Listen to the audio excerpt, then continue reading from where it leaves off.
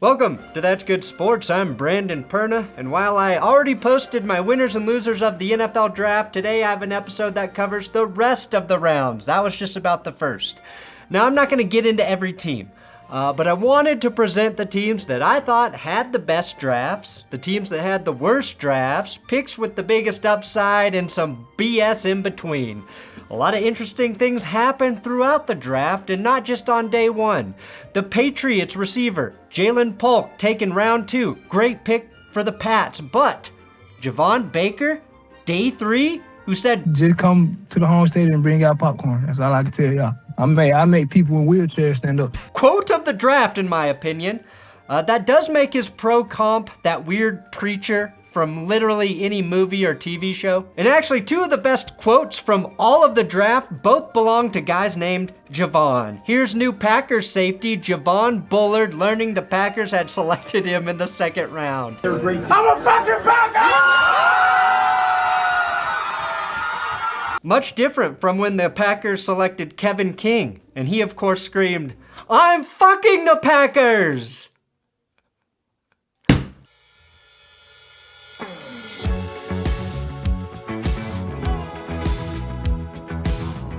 One of the most overrated things I see every post-draft is value. A bunch of football nerds jizzing over the fact that a team selected a guy at pick 77 instead of 42, where they had them graded on some big board that's not even their big board that means nothing. A good example is the Broncos would have received praise if they selected Bo Nix in the 2nd round instead of the 1st.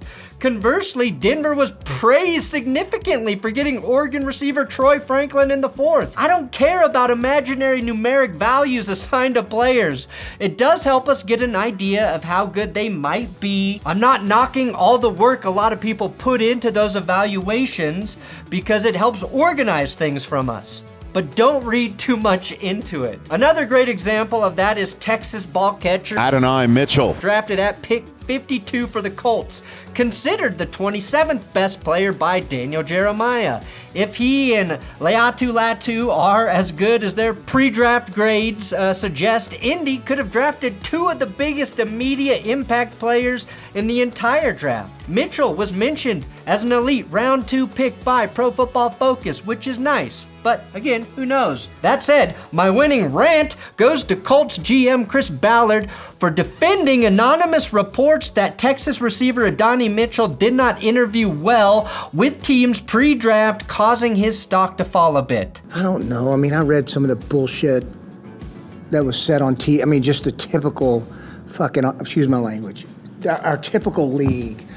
Unnamed sources, bad interview. That's such bullshit. I mean, it fucking is. It's bullshit.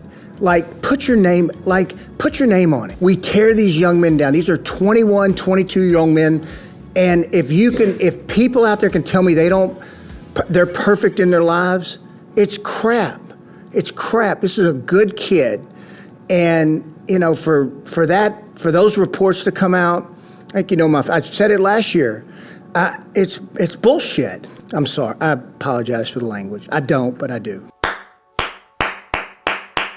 You're back to being an elite GM, Ballard. Here are my 5 teams that I thought had really good drafts. In no particular order, but starting at 5, definitely the Arizona Cardinals.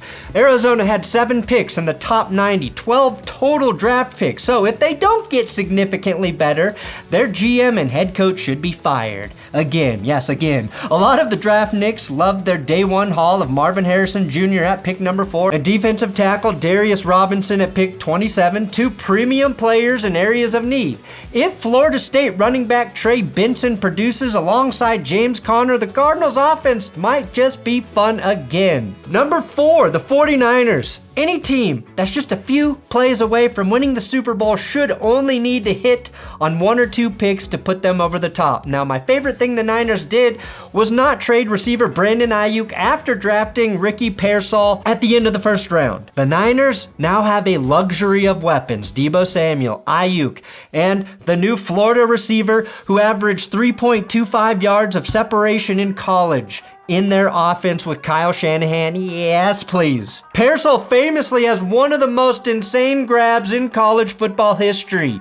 They improved their secondary too with Renardo Green, who has been compared to L'Jarius Sneed, and added one of the most freakish running backs in terms of athleticism in Isaac Garindo, who had an insane combine. Garindo's a guy whose measurables are crazy, but there are two things you can use to grade a team's draft. One is how players produced in college. And there's a lot of charts and stuff tracking which teams drafted players who produced a lot at the college level. And I think those are really important players for teams who are really trying to build.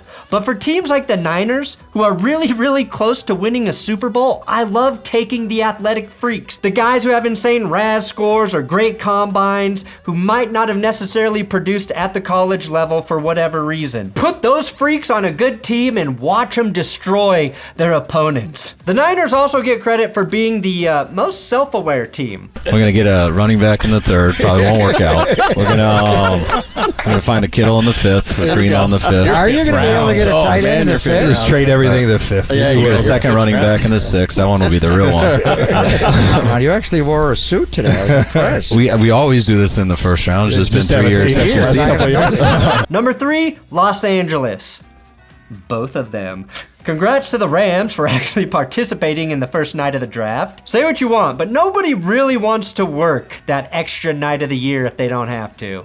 And I know it took a lot of restraint for Jim Harbaugh not to draft only Michigan Wolverines, but he managed to just get 2.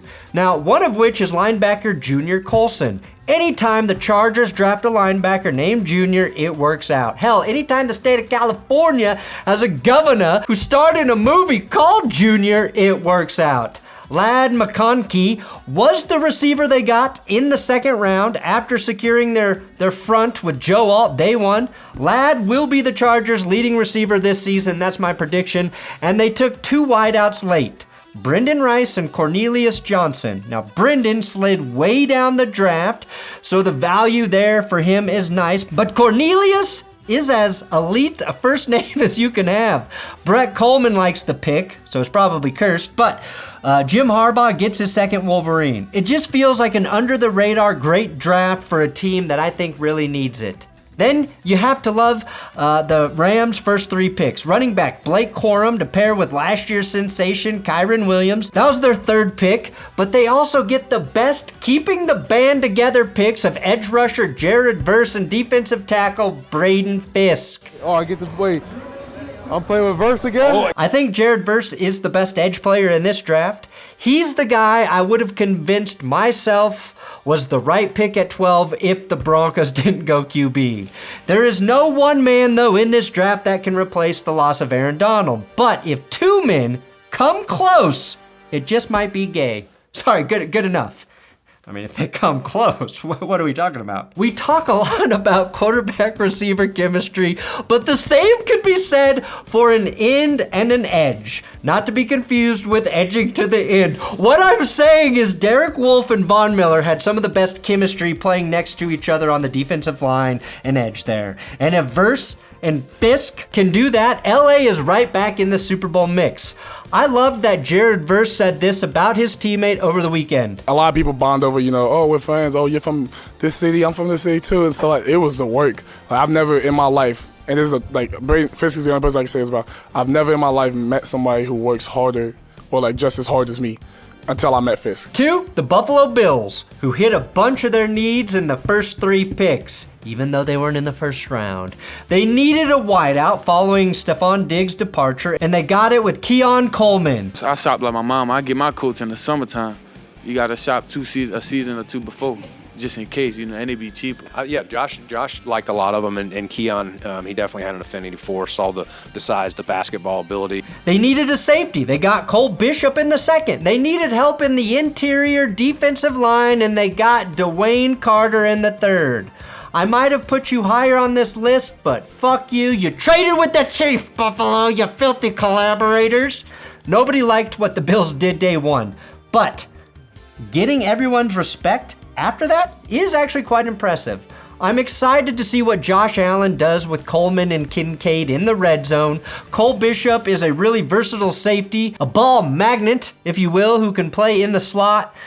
His scoop and score in the AFC Championship game is what will end it all for the Chiefs next season. And yes, it's Xavier Worthy fumbling that ball. And number 1, surprise, it's the Miami Dolphins, who I thought knocked it out of the park. They got some youth at the edge position with Robinson, Chop Robinson.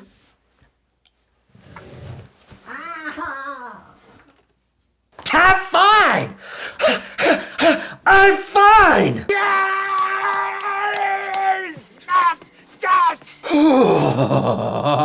Chop Robinson, edge rusher. Nice draft pick for the Dolphins. A huge value player they got later, Mohamed Kamara, also an edge guy. I watched him with the Colorado State Rams. He's a beast.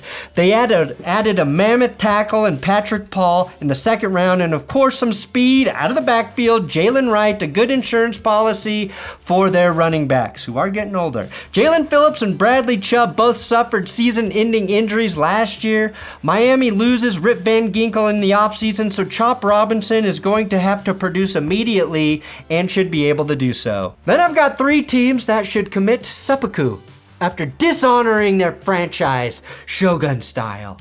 Let's start with this year's Lannisters. That's 2 TV shows referenced. Who are the Browns? As their debt has been paid. Lannister always pays his debts. All of the draft picks the Browns gave up for the sexual assault artist formerly known as Deshaun Watson have been used. The Browns' first pick, though, didn't come until number 54, where they took Michael Hall Jr. from Ohio State. Probably a reach there at 53, considering most had him graded around the 100th best prospect. I like using pre-draft grades when it fits my narrative. Considering he played at Ohio, I think this was probably a convenience pick. Their next selection, Zach Minter, is a guard coming off injury. Now this could end up being a decent group of players, I don't know, but it was boring as hell. This is exactly what I watched with the Broncos in their draft last year, not picking until later in the second. And they found a gem in Marvin Mims. Maybe Jamari Thrash is that for Cleveland. That said, if Denver was still missing picks from the Russell Wilson trade, we would still be getting shit on. Mountains and mountains of shit pouring on us. And I don't know what's bigger than a mountain of shit, but that's what we should be giving the Browns right now for being so dumb. Number 2, the all-in Dallas Cowboys, who didn't draft a running back, because why the hell would you draft a running back when you can just sign Ezekiel Elliott after the draft? The 28-year-old Zeke, who averaged 3.5 yards per carry last year in New England. Why do you rob banks? Because that's where the money is. Here's what to watch, though, okay? In round 3, Dallas drafted guard Cooper Bebe. 10 picks later, the Rams nabbed Michigan running back Blake Corum, a pick unanimously loved across the football world. Corum's a stud, and if Corum lights it up for the Rams, this miss will look horrendous for the Cowboys. Hell, the Packers took Marshawn Lloyd a few picks later, and the Packers did that with Josh Jacobs in their backfield. It just feels like the Cowboys were in the perfect spot to get a really good running back to address a huge hole, and they didn't. The hole was ready to be filled, Jerry. But there will be no glory, will there, Jerry? I've been here when it was glory hole days, and I've been here when it wasn't. No glory hole for you, Jerry. And number 1, it's still the Falcons. Nobody understands why this team took a quarterback at pick 8 after paying Big Kirko $100 million or whatever. Then, to make it all look worse, when Atlanta didn't get a corner in the draft, their GM Terry Fontenot said, "We didn't want to reach or do something we shouldn't. If the Niners are the most self-aware team, the Falcons are the least." That would be like me saying I can't watch Deadwood anymore because I just don't like all those times Al Swearingen says cocksucker, cocksucker, cocksucker, the cocksuckers, cocksuckers, cocksucker. Oh, it hurts my ears hearing that profanity, that filthy profanity. It's contradictory to everything I do here on a daily basis. The Falcons did the biggest thing you shouldn't by taking a quarterback at 8. Let's also shed light on the victim, Michael Penix, who should be starting next season for a team. He has to waste away behind Kirk Cousins for a few years, unless of course Cousins suffers some sort of horrific injury, which nobody wants to see because we all like Kirk Cousins. I do thank Atlanta for keeping Penix off the Raiders roster, which is most certainly where he would have ended up and probably thrived with Devontae Adams. To make things look even worse, Adam Schefter revealed on Pat McAfee's show that the two teams who were high on Spencer Rattler were the Broncos and the Falcons. Imagine how much more respect we'd all be giving Atlanta if they took Rattler in the 5th, which is exactly where they could have had him before the Saints picked. I hope I'm wrong. I want good things for Atlanta. After Penix, their next 4 picks were all for the defensive front, which feels like overcompensating for not getting a premier player early. They could have had the best edge player or best interior player in the entire draft at 8. They could have traded back and still had that option. And even with Bijan Robinson and Tyler Algier on their roster, they drafted a running back as well. Bama back Jace McClellan. A nice player they don't fucking need. They should be credited for taking McClellan instead of Joe Milton at that point though, I guess. Here's 2 draft picks with a ton of upside. Now I did a video about first round tight ends not paying off. One thing I found out while making that video, Iowa tight ends are good investments. That's why I like Iowa tight end Erick All, who might have gone higher than the 4th round if not for a torn ACL. Erick All can fittingly do it all, which should help him get on the field early. I also love the fit with him in Cincy, who doesn't have a surefire starting tight end on their roster. All just might be that guy. I also like the Eagles' 6th round pick, wide receiver Johnny Wilson out of FSU. Wilson is a massive 6'7" wide receiver who moves like he's much smaller. I don't know how, but they're going to get him involved in the tush push in some way, shape, or form. Wilson was obscured a little bit by Keon Coleman at FSU, but he went to a place where he can be an absolute monster in the red zone. The most improved secondary in the draft is going to the Eagles. The first 3 picks for Philly, all defense, but day 1, they drafted Quinion Mitchell at 22. Many believe he's the best corner in the draft, and he fell all the way to 22. Then, the city of brotherly love selected this draft's white whale, the white corner, Cooper, I am so white, DeJean, hailing from the whitest college on earth, Iowa. All pasty references aside, Cooper was a projected first-round talent, and the Eagles drafted him at 40. Throw them into the mix with Darius Slay, C.J. Johnson, Reed Blankenship, James Bradbury, and if last year's steal Keely Ringo develops, they're going to have too many defensive backs. Priming the pump for a classic mid-season Howie Roseman trade. Sorry, did I say Howie? I of course meant Sir Big Pimpin'. It's Howie. What's up, Big Pimpin'?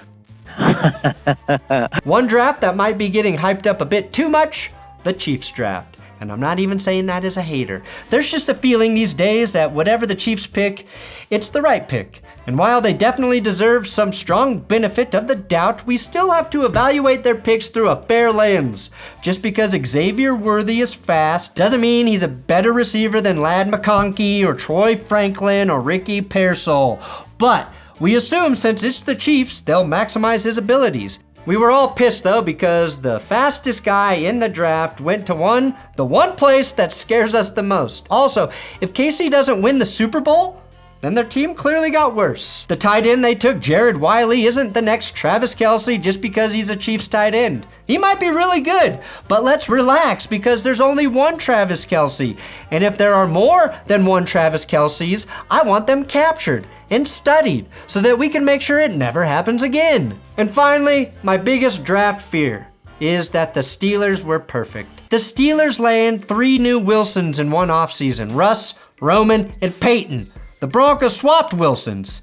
Is this what the movie Charlie Wilson's War was about? I'd like to take a moment to review the several ways in which you're a douchebag. Yep. The Steelers' first 2 picks were tackle Troy Fautanu and center Zach Frazier. The Steelers have been trying to correct their offensive line for a few years now, and they may have done it. My question is, will it all be a waste for Russell Wilson and Justin Fields, 2 quarterbacks who could take a sack if they were standing behind a literal brick wall? But if the Steelers' line becomes a monster in the run game, then my personal hell will be realized. Russell Wilson will take them to the postseason and win while Bo Nix struggles. Because if they have a top 5 rushing team, Russell Wilson will actually be cooking again. Unlimited diarrhea. Now, receiver Roman Wilson is only 6 feet tall, so I know Russell Wilson will never see him open, but linebacker Peyton Wilson could be a huge impact player for the Steelers on defense. He's got elite speed, and Luke Kuechly said this about him. There's a guy that I loved watching for a long time up at NC State, Peyton Wilson. He